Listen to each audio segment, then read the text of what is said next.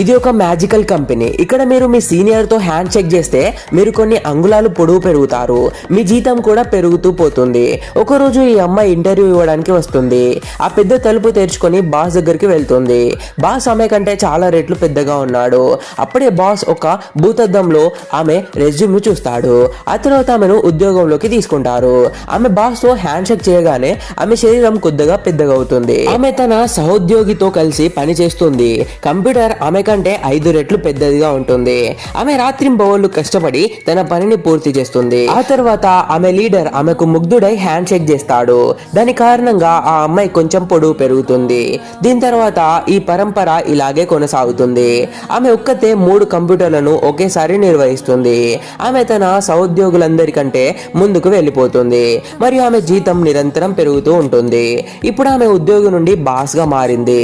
పాత బాస్ తన కంపెనీని ఆమెకు అప్పగించి రిటైర్ అవుతాడు. అయినా కూడా ఆ అమ్మాయి సంతోషంగా లేదు.